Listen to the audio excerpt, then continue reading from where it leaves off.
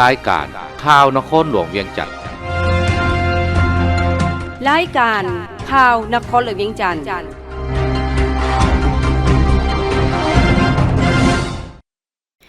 ที่นี่สถานีวิทยุกระจายเสียงนครหลวงเวียงจันทน์รายการข่าวนครหลวงเวียงจันทน์ประจำวันพฤหัสวันที่10 เมษายน ปี 2025ซึ่งมีข่าวที่สำคัญมานำเสนอต่อไปเชิญท่านติดตามรับฟังรายละเอียดประดับเหรียญใส่พิละอาหารให้การนำองค์การอัยการประชาชนสูงสุดกระทรวงป้องกันประเทศจัดพิธีประดับเหรียญใส่พิละอาหารให้การนำและพนักงานลักแรงองค์การอัยการประชาชนสูงสุดที่มีผลงานดีเด่นในการประกอบส่วนในเวียกงานอัยการทหารตลอด31 ปีผ่านมาซึ่งได้จัดขึ้นในวันที่ 9 เมษายน ปี 2025อยู่ที่กระทรวงดังกล่าวโดยมีทานพลโทคำเหลียงอุทะไกรสอนรัฐมนตรีกระทรวงป้องกันประเทศมีทานไสสนาโคตรภูธรหัวหน้าองค์การอัยการประชาชนสูงสุดพร้อมโดยคณะนำองค์การอัยการประชาชนสูงสุดมีบรรดากลุ่มใหญ่ห้องว่าการกระทรวงป้องกันประเทศและภาคส่วนที่เกี่ยวข้องเข้าร่วมท่านพันเอกอำเพ็ญพรหมกรรองหัวหน้าองค์การอัยการประชาชนสูงสุดหัวหน้าองค์การอัยการประชาชนสูงสุดได้ผ่านบทสรุปการเคลื่อนไหวในปีผ่านมาโดยยกให้เห็นองค์การอัยการทหารได้รับการพัฒนาและเติบใหญ่ขยายตัวเป็นก้าวสามารถเฮ็ดหล่อนหน้าที่การเมืองที่ภาครัฐมอบหมายให้เป็นอย่างดีประกอบส่วนสำคัญในภารกิจปกป้องรักษาและพัฒนาประเทศชาติโดยเฉพาะเฮ็ดให้การคุ้มครองรัฐคุ้มครองกองทัพด้วยกฎหมายนับมือมีความคงตัวและศักดิ์สิทธิ์ตามรัฐธรรมนูญและกฎหมายเฮ็ดให้กองทัพมีความสงบและยุติธรรมระบบองค์การอัยการทหารได้พัฒนาอย่างต่อเนื่องโดยสอดคล้องกับการเติบใหญ่ขยายตัวของกองทัพองค์การอัยการทหารประกอบมีองค์การอัยการทหารขั้นสูงองค์การอัยการทหารภาค3องค์การอัยการทหารกองพันใหญ่วิทยาคารแขวงนครโรงหมอและโรงเรียนรวม53กรมกองพร้อมนี้ท่านยังได้ยกสูงภาระบทบาทในการติดตามกฎการปฏิบัติกฎหมายโดยเคารพหลักการรอบด้านครบถ้วนและภาวะวิสัยยึดมั่นหลักการ4หับประกันคือหับประกันความถูกต้องยุติธรรมโปร่งใสและทันตามกำหนดเวลาซึ่งสามารถสร้างผลงานได้หลายด้านเป็นต้นสร้างและปรับปรุงกฎหมายว่าด้วยองค์การอัยการทหารสำเร็จปี2002เป็นเจ้าการสร้างกฎหมายว่าด้วยการป้องกันชาติและปรับปรุงกฎหมายว่าด้วยนายทหารและนิติกรรมอื่นๆสร้างปื้มคู่มือด้านการดำเนินคดีอาญาในกองทัพเพิ่มหลักสูตรการเรียนการสอนเกี่ยวกับเวียกงานอัยการทหารสร้างคำสั่งของกระทรวงป้องกันประเทศว่าโดยการจัดตั้งปฏิบัติรัฐบัญญัติของประธานประเทศว่าด้วยองค์การอัยการทหารสร้างข้อตกลงของหัวหน้าองค์การอัยการทหารว่าด้วยพนักงานอัยการทหารและผู้ช่วยเคลื่อนไหวโฆษณาเผยแพร่กฎหมายให้นายและพลทหารในกำลังหลวงและกำลังท้องถิ่นสร้างกาไม้เหล่าหบวิสาสะโพองค์การอัยการทหารและผลิตน้ำใสสำเร็จเปิดกองประชุมเสื่อมซึมกฎหมายให้การนำลักแรงทั่วกองทัพเปิดสุดฝึกอบรมเบียกการอัยการทหารให้พนักงานที่เรียนจบกฎหมายค้นคว้าแก้ไขคำห้องถูกห้องฟ้องและข้อขัดแย้งต่างๆ430ฉบับได้รับสำนวนคดี 1,776 เรื่องแถลงและสั่งฟ้องให้ศาลทหารตัดสิน 1,016 เรื่องออกคำสั่งสัตว์เมียน180 เรื่องมอบให้กรมกองและองค์การเกี่ยวข้องแก้ไขบริหาร470 เรื่องออกคำสั่งโจการดำเนินคดี46 เรื่องปล่อยตัวนักโทษพ้นโทษ432 คนแถลงปล่อยตัวนักโทษก่อนกำหนด15 คนอภัยโทษปล่อยตัว24 คนและอภัยโทษพ้นโทษ179 คน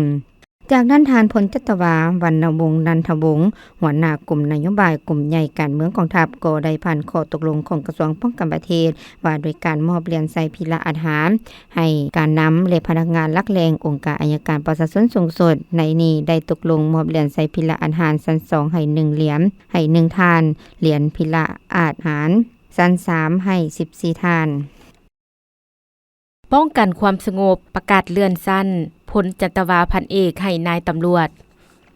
พิธีประกาศเลื่อนสั้นให้นายตำรวจขั้นสูงกระทรวงป้องกันความสงบจัดขึ้นวันที่8 เมษายน 2025ที่กระทรวงป้องกันความสงบเป็นประธานของสหายพลเอก วิไลลาคำฟองกรรมการกรมการเมืองศูนย์กลางภาครองนายกรัฐมนตรีรัฐมนตรีกระทรวงป้องกันความสงบมีรองรัฐมนตรีมีคณะประจำภาคคณะภาคกระทรวงหัวหน้ากรมใหญ่ห้องว่าการวิทยาคารกรมกองอ้อมข้างพร้อมด้วยนายตำรวจที่ได้รับการเลื่อนชั้นเข้าร่วมในพิธีสหายพลจัตวาปริญญาเอกสุวรรณีศรีสุภาพมีไซหัวหน้ากรมใหญ่การเมืองป้องกันความสงบได้ผ่านรัฐดำรัฐของประธานประเทศเลขที่0385044ทับปปทว่าด้วยการเลื่อนชั้นนายตำรวจขั้นพันเอกขึ้นเป็นชั้นพลจัตวาจำนวน7สหายคือสหายพลจัตวากี้จันทวงศาห้องหัวหน้าห้องว่าการกระทรวงป้องกันความสงบสหายพลจัตวาแสงทองเกื้อบุญล้ำห้องหัวหน้าห้องว่าการกระทรวงป้องกันความสงบสหายพลจัตวาสาลีพุทธวงศ์ห้องหัวหน้ากรมใหญ่ตำรวจสหายพลจัตวาสุนทรราชสมบัติห้องหัวหน้ากรมใหญ่พลธิการสหายพลจัตวาค้ำแผงวันดีไซหัวหน้ากรมค้นคว้าวิทยาศาสตร์และประวัติศาสตร์สหายพลจัตวาจันทนแก้วมณีวงศ์หัวหน้ากองบัญชาการป้องกันที่ตั้งสหายพลจัตวาสุขนิรันดรกุลวงศ์หัวหน้าอำนวยการวิทยาคารการเมืองป้องกันความสงบและผ่านดำรัฐของนายกรัฐมนตรีเลขที่181-233ทับนยว่าด้วยการเลื่อนชั้นให้นายตำรวจชั้นพันโทขึ้นเป็นชั้นพันเอกจำนวน53สหายหญิง2สหายให้เกียรติประดับชั้นโดยสหายพลเอกวิไลลาคำฟองกรรมการกรมการเมืองศูนย์กลางภาครองนายกรัฐมนตรีรัฐมนตรีกระทรวงป้องกันความสงบโอกาสนี้สหายพลเอกวิไลลาคำฟองยังได้แสดงความย่องยอสมเสยต่อนายตำรวจที่ได้รับการเลื่อนชั้นใหม่ในครั้งนี้พร้อมทั้งให้ทิศชี้นำต่อพิธีโดยเฉพาะนายตำรวจที่ได้รับการเลื่อนชั้นใหม่ให้สืบโตเอาใจใส่ฝึกฝนหล่อหลอมตนเองรอบด้านยกสูงความรับผิดชอบการเมืองของตนอย่างเป็นเจ้าการเป็นหลักแรงในการเต้าโฮมความสามัคคีภายในให้แน่นแฟ้นซุมใส่ปรับปรุงแบบแผนวิธีเฮ็ดเวียกให้รัดกุมและต้องปฏิบัติตามหลักการรวมศูนย์ประชาธิปไตย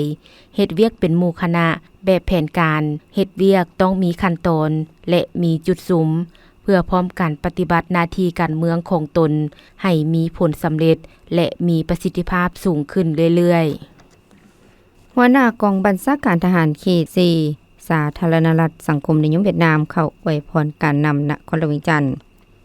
ท่านพลตรีฮาทอบิงหัวหน้ากองบัญชาการทหารเขต4สาธารณรัฐสังคมนิยมเวียดนามพร้อมด้วยคณะเข้าเยี่ยมคำนับทานอนุภาพตุนาล้มประธานสภาประชาชนนครหลวงเวียงจันทน์ในวันที่9เมษายนปี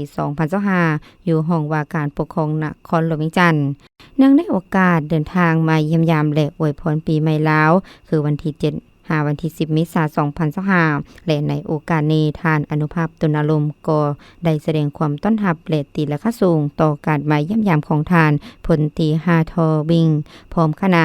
ในครั้งนี้ซึ่งแสดงให้เห็นการพัวพันร่วมมือและความสามัคคีระหว่างลาวเวียดนามโดยเฉพาะนครหลวงเวียงจันทน์และกองบัญชาการทหารเขต4สาธารณรัฐสังคมนิยมเวียดนาม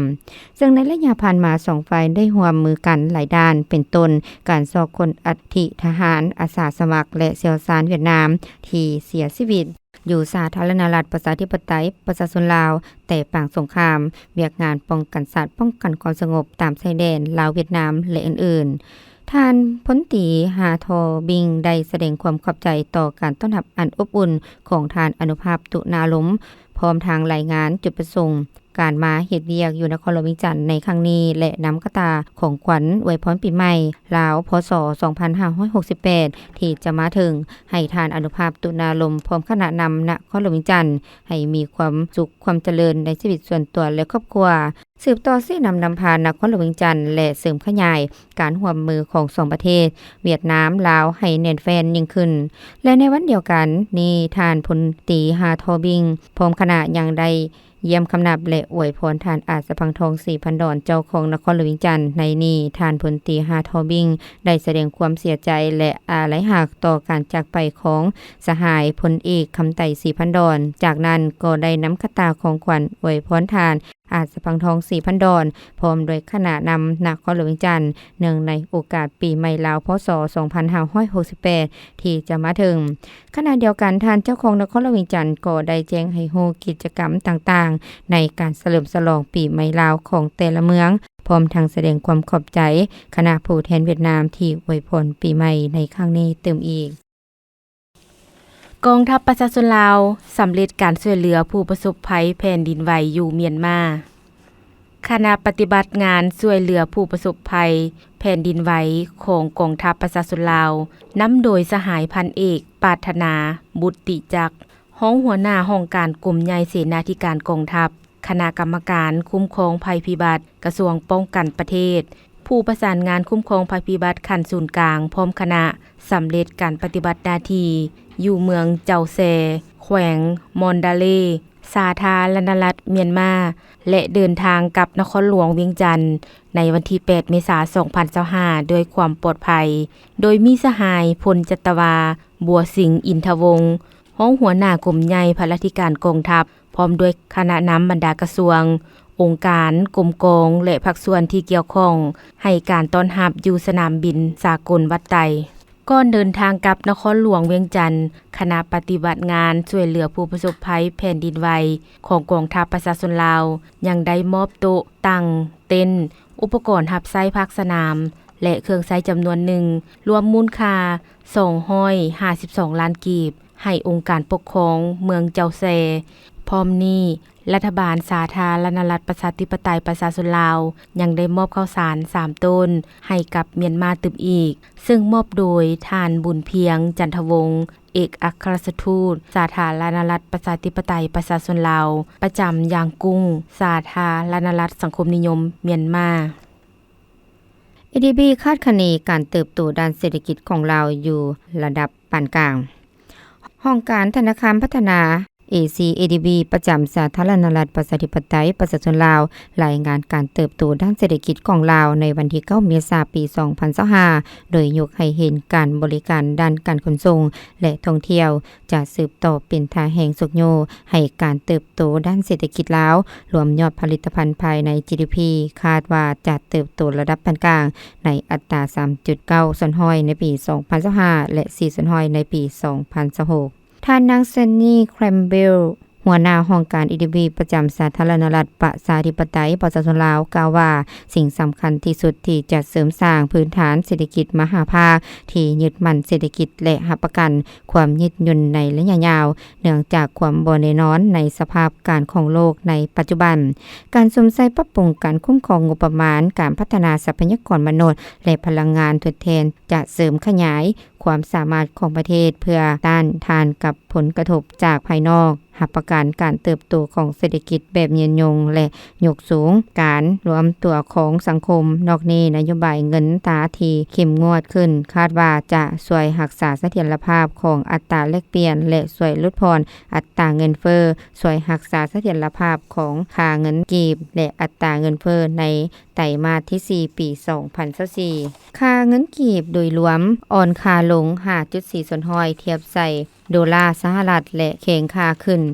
1.2 ส่วนห้อยเทียบกับเงินบาทอัตราเงินเฟ้อเฉลี่ยอยู่ระดับ 23.3 ส่วนห้อยแต่ราคาอาหารเครื่องดื่มประเภทเหล้าร้านอาหารและโรงแรมยังอยู่ระดับสูงส่งผลให้ราคาสินค้าอุปโภคบริโภคสูงขึ้นคาดการณ์ว่าอัตราเงินเฟ้อจะลดลงระดับ 13.5 ส่วนห้อยในปี2025และ 10.4 ส่วนห้อยในปี2026แต่หนี้สินที่เป็นเงินตราต่างประเทศยังจะสืบต่อกดดันอัตราแลกเปลี่ยนและกดดันอัตราเงินเฟ้อการปรับขึ้นราคาไฟฟ้าซึ่งมีผลบังคับใช้ในเดือนมีนาปี2025จะเห็นให้เงินเฟ้อสูงขึ้นในระยะสั้นหาระยะกลาง การลงทุนด้านพลังงานทดแทนและบ่แฮจะช่วยให้แขนงอุตสาหกรรมเติบโตในระยะ2ปีต่อหน้าคาดว่ามูลค่าการส่งออกไฟฟ้าแร่ธาตุและผลิตภัณฑ์กสิกรรมจะเพิ่มขึ้นและการนำเข้าคงจะฟื้นโตโดยค่าของเงินกีบคงที่แขนงกสิกรรมจะยังประเสริญกับสิ่งท้าทายจากการเปลี่ยนแปลงของสภาพดินฟ้าอากาศและคาดว่าจะยังเติบโตระดับปานกลางการขาดแรงงานและราคาสินค้ากสิกรรมที่ลดลงจะเห็นให้การลงทุนเข้าในแขนงดังกล่าวลดลงส่วนนโยบายด้านเงินตราจะยังเข้มงวดเนื่องจากยังมีภาระหนี้สินสาธารณะงบประมาณปี2025ตั้งเป้าให้การขาดดุลอยู่ระดับ1/100ของ GDP โดยรายรับเพิ่มขึ้น36%เป็น68.1 พันตื้อกีบและรายจ่ายเพิ่มขึ้น 19.1% และ 71.8 พันตื้อกีบเทียบใส่ปีผ่านมาการปฏิรูปอากรและยกระดับเวียกงานคุ้มครองอากรหลายขึ้นจากสุกโยให้การเก็บรายรับเพิ่มขึ้นแต่หนี้สินสาธารณะที่ยังสูงจะยังเป็นสิ่งท้าทายต่อความยืนยงด้านการเงินและจำกัดรายจ่ายงบประมาณของรัฐบาล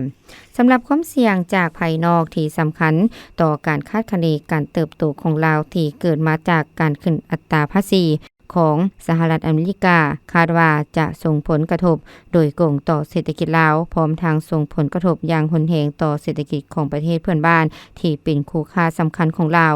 ผลกระทบทั้งหมดยังอยู่ภายใต้ความบ่แน่นอนขอบเขตและการส่งต่อผลกระทบเหล่านี้บ่สามารถกำหนดมูลค่าได้เพราะจะขึ้นกับระยะเวลาของอัตราภาษีและความสามารถในการเจรจาของบรรดาประเทศที่ได้รับผลกระทบความเข้มแข็งด้านนโยบายเงินตราและการเงินจะส่งผลกระทบต่อรายจ่ายของแขนงสาธารณสุขและศึกษาจะมีผลกระทบต่อการพัฒนาทรัพยากรมนุษย์และผลิตภาพโดยรวมเนื่องจากความต้องการในการชำระหนี้สินที่เพิ่มขึ้นรายจ่ายที่สำคัญต่อกับเวียกงานสาธารณสุขและศึกษาแม้นลดลงอย่างหลวงหลายโรงงานฆ่าสัตว์โดนดูเกี่ยมพร้อมสนองซีนให้เพียงพอในระยะบุญปีใหม่ลาวบริษัทรัฐวิสาหกิจเสบียงอาหารนครหลวงเวียงจันทน์เกี่ยมพร้อมสนองซีนให้เพียงพอกับความต้องการของผู้บริโภคภายในระยะการเฉลิมฉลองส่งท้ายปีเก่าพ.ศ. 2567และต้อนรับปีใหม่ลาวพ.ศ. 2568ซึ่งตรงกับวันที่14หาวันที่16เมษายน2025ท่านคำลาแสงดาววงศ์ผู้อำนวยการบริษัทรัฐวิสาหกิจเสบียงอาหารนครหลวงเวียงจันทน์หัวหน้าโรงงานฆ่าสัตว์ทันสมัยโดนดูได้ให้ฮู้ว่าการบริโภคซีนในระยะบุญปีใหม่ลาวจะเพิ่มขึ้นซึ่งบริษัทได้พัวพันกับบรรดาเจ้าของฟาร์มนายห้อยหรือผู้ส่งซีนอยู่ต่างแขวงเพื่อกักเกี่ยมสนองงัวและควายป้อนเข้าโรงงานฆ่าสัตว์ส่วนหมูและไก่ได้เฮ็ดสัญญากับบริษัท CP ลาวเพื่อสนองหมูให้ปกติวันหนึ่ง550หา600ตัวไก่ 2,500 หา 3,000 ตัวซึ่งคาดว่าจะรับประกันให้การสนองซีนเพียงพอกับความต้องการของผู้บริโภคส่วนราคาสิ้นงัวสิ้นควายมีการปรับขึ้นจาก 120,000 กีบในปี 2024เป็น 130,000 กีบในปี 2025เนื่องจากการเน่งติงของราคาสินค้าหลายประเภทโดยเฉพาะสินสัตว์ประเภทต่างๆรวมทั้งพืชที่นำมาใช้ผลิตเป็นหัวอาหารสัตว์เพิ่มขึ้นราคาน้ำมันเชื้อไฟสูงขึ้นบวกกับอัตราแลกเปลี่ยนมีการเน่งติงเฮ็ดให้ต้นทุนการเลี้ยงสูงขึ้นเว้ารวมเฮ็ดให้โครงประกอบราคาของการผลิตดังกล่าวสูงขึ้นการขายอาหารประเภทซีนจึงเน่งติงขึ้นตามโครงประกอบของราคาสินค้าผู้บริโภคบ่ควรเข้าใจผิดว่าการขึ้นราคาซีนหมูหรือซีนงัวซีนควายแม่นชาวค้าขายสวยโอกาสขึ้น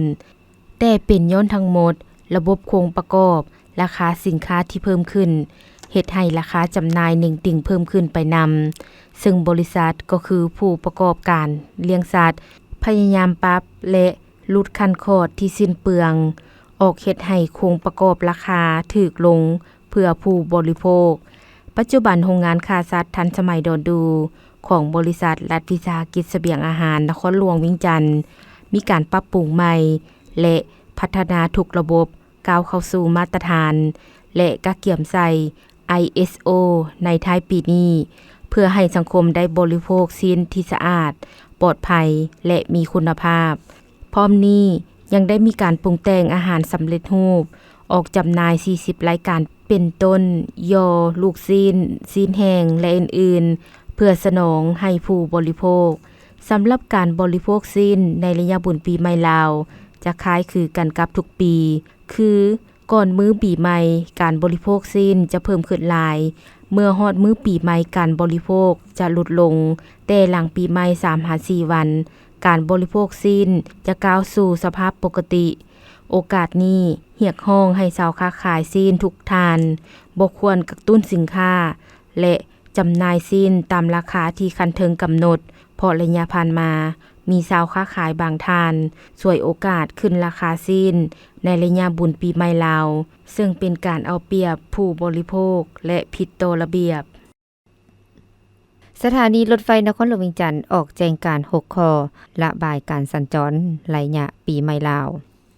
เพื่อให้ประกันการจราจรให้เป็นระเบียบเรียบร้อยอยู่สถานีรถไฟนครหลวงเวียงจันทน์และให้ประชาชนทุกคนได้รับความม่วนซื่นสะดวกสบายในการเดินทางไปร่วมเฉลิมฉลองบุญปีใหม่ลาว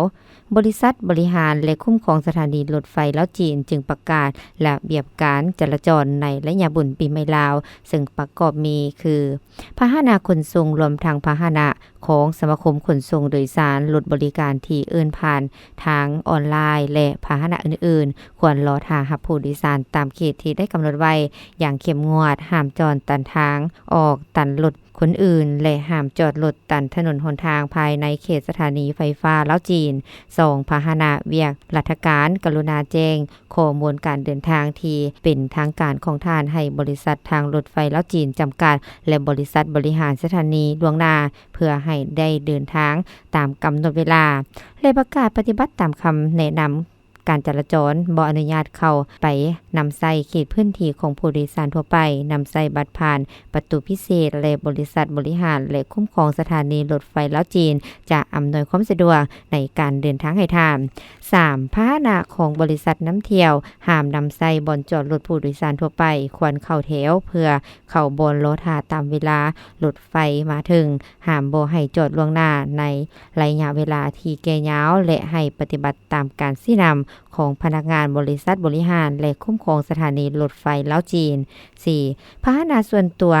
ปฏิบัติตามระเบียบการเข้าออกสถานีรถไฟตามจุดต่างๆห้ามบ่ให้เข้าออกจอดรถเกิน2ชั่วโมงห้ามจอดรถผิดระเบียบขับขี่ส่วนเลนทางและจอดรถเป็นเวลาดน 5. หน่วยงานบริหารและคุ้มครองสถานีรถไฟลาวจีนได้จัดวางหน่วยงานเคลื่อนที่5 กลุ่มซึ่งปฏิบัติในเวลาเร่งด่วน 7-8 โมงและ 19 โมง21 โมงเมื่อมีเหตุการณ์ฉุกเฉินจะมีมาตรการดำเนินงานควบคุมแบบพิเศษขอให้ทุกท่านทุกภาคส่วนของสังคมปฏิบัติตามกฎระเบียบได้วางออกอย่างเข้มงวด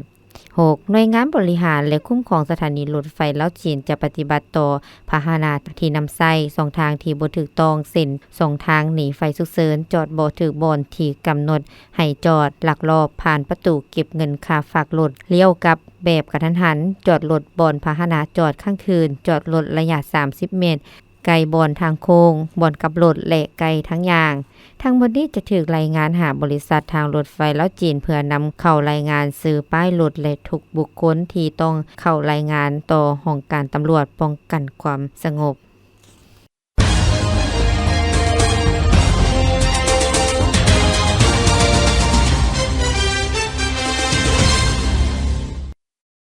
ต่อไปเชิญท่านรับฟังข่าวต่างประเทศอัตราการเสียชีวิตของแม่มารและแม่หญิงที่เกิดลูกใหม่ทั่วโลกหลุดลง40ส่วนห้อยวันที่7เมษายนที่ผ่านมาแม่นวันอนามัยโลกบทรายงานขององค์การอนามัยโลกเปิดเผยในมื้อเดียวกันแสดงให้เห็นว่าในระยะปี 2005-2023 เนื่องจากการบริการปิ่นปัวขั้นพื้นฐานได้รับการยกระดับสูงขึ้นอัตราการเสียชีวิตของแม่มารและแม่หญิงที่เกิดลูกใหม่ในทั่วโลกหลุดลง40ส่วนห้อยบทรายงานดังกล่าวเน้นหนักถึงความบ่สมดุลที่มีอยู่อย่างต่อเนื่องระหว่างภาคพื้น และประเทศต่างๆถือเอาพื้นฐานแอฟริกาที่อยู่ภาคใต้ของทะเลทรายซาราเป็นตัวอย่างในระหว่างปี 2000 หา 2023 ภาคพื้นนี้เผชิญกับอัตราความทุกข์ยากในระดับสูงและความขัดแย้งหลายด้านที่ซับซ้อนเฮ็ดให้จำนวนผู้เสียชีวิตของแม่มารและแม่หญิงที่เกิดลูกใหม่ในปี 2003 อยู่ในภาคพื้นนี้ยังคงความเอา 70 ส่วนห้อยของทั่วโลกจีนจะประกอบส่วนกำลังแหงหลายกว่าเก่าเข้าในการปกปักรักษาสันติภาพและความมั่นคงสากลเมื่อบ่ดนมานี้สภาความมั่นคงขององค์การสหประชาชาติได้จัดกองประชุมเปิดประตูเกี่ยวกับการเคลื่อนไหวรักษาสันติภาพท่านเกิงซ่วงอุปทูตคณะผู้ต่างหน้าถาวรจีนประจำองค์การสหประชาชาติกล่าวว่าปัจจุบันนี้ทั่วโลกมีการเปลี่ยนแปลงอย่างสับสนการปะทะกันและข้อขัดแย้งการเกิดขึ้นอย่างต่อเนื่องการปกปักรักษาสันติภาพและความมั่นคงสากลได้ประเสริญกับสภาพการใหม่หน้าที่ใหม่และสิ่งท้าทายใหม่ภายใต้สภาพแบบนี้ฐานะบทบาทของการเคลื่อนไหวรักษาสันติภาพขององค์การสหประชาชาติมีความโดดเด่นและมีความสำคัญกว่าเก่าท่านยังได้กล่าวตื่มอีกว่าปีนี้เข้าสู่ปีที่ 35 ที่จีนได้เข้าร่วมเคลื่อนไหวรักษาสันติภาพขององค์การสหประชาชาติเบิ่งไปสู่อนาคตจีนจะสืบต่อตั้งหน้าเข้าร่วมการเคลื่อนไหวด้านการปกปักรักษาสันติภาพขององค์การสหประชาชาติและประกอบส่วนกำลังแฮงของจีนหลายกว่าเก่าเข้าในการปกปักรักษาสันติภาพและความมั่นคงสากลพยากรณ์อากาศประจำวันที่ 10 เมษายน 2025ความกดดันต่ำของอากาศร้อนยังปกคลุมอยู่ทั่วทุกภาคของประเทศลาวด้วยกำลังอ่อนหาปานกลางสมทบกับกระแสลมตะวันตกพัดปกคลุมซึ่งจะเฮ็ดให้อุณหภูมิร้อนขึ้นตื่มอีกพอมีหมอกแห้งปกคลุมอยู่ทั่วไปในตอนกลางเว้นและจะมีฝนตกฟ้าห้องฟ้าเหลื่อมในระดับคอยหาปานกลางพอมีลมพัดแรงอยู่บางท้องถิ่นในแต่ละภาคพยากรณ์อากาศแต่ 7 โมงของวันที่ 10 หา 7 โมงของวันที่ 11 เมษายน 2025ภาคเหนือด้านตะวันออกอากาศเย็นในตอนกลางคืนหาตอนเช้าและจะมีฟ้าห้องฟ้าเหลื่อมในระดับคอยพอมีลมพัดแรงอยู่บางท้องถิ่นหรือเนื้อที่ปกคลุมของฝนเท่ากับ20%ส่วนห้อยของภาคอุณหภูมิระหว่าง 16 หา 32 องศาภาคเหนือด้านตะวันตกอากาศเย็นในตอนกลางคืนหาตอนเช้าส่วนตอนบ่ายอากาศร้อนหาร้อนเอาพอมีหมอกแห้งปกคลุมอยู่ทั่วไปและจะมีฝนตกฟ้าห้องฟ้าเหลื่อมในระดับคอยหาปานกลางพอมีลมพัดแรงอยู่บางท้องถิ่นหรือเนื้อที่ปกคลุมของฝนเท่ากับ15 ส่วนห้อยของภาคอุณหภูมิระหว่าง 17 หา 40 องศานครหลวงเวียงจันทน์อากาศร้อนหาร้อนเอาพอมีหมอกแห้งปกคลุมอยู่ทั่วไปและจะมีฝนตกฟ้าห้องฟ้าเหลื่อมในระดับคอยอยู่บางบริเวณและมีลมพัดแรงเป็นบางโอกาสหรือเนื้อที่ปกคลุมของฝนเท่ากับ20 ส่วนห้อยอุณหภูมิระหว่าง 26 หา 38 องศาภาคกลางอากาศร้อนหาร้อนเอาพอมีหมอกแห้งปกคลุมอยู่ทั่วไปและจะมีฝนตกฟ้าห้องฟ้าเหลื่อมในระดับคอยอยู่บางท้องถิ่นพอมีลมพัดแรงเป็นบางโอกาสหรือหน้าที่ปกคลุมของฝนเท่ากับ35 ส่วนห้อยของภาคอุณหภูมิระหว่าง 24 หา 39 องศา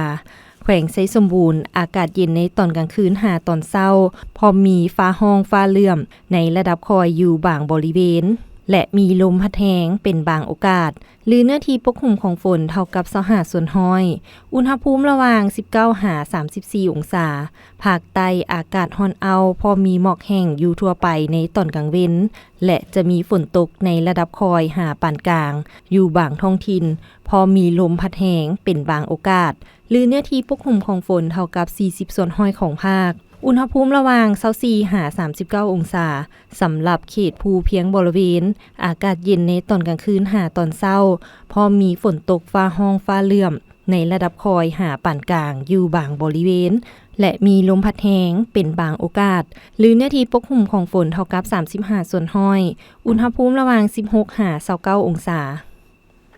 ที่ท่านรับฟังผ่านไปนั้นก็เป็นข่าวนครหลวงเวียงจันทน์ถามผู้ฟังที่เคารพรายการข่าวภาคนี้ได้สิ้นสุดลงเพียงเท่านี้ลีโลเพชรสมภูพร้อมด้วยแสงคำจันทวงศ์และอุไรวันแสงพระจันทร์อ่านสบายดี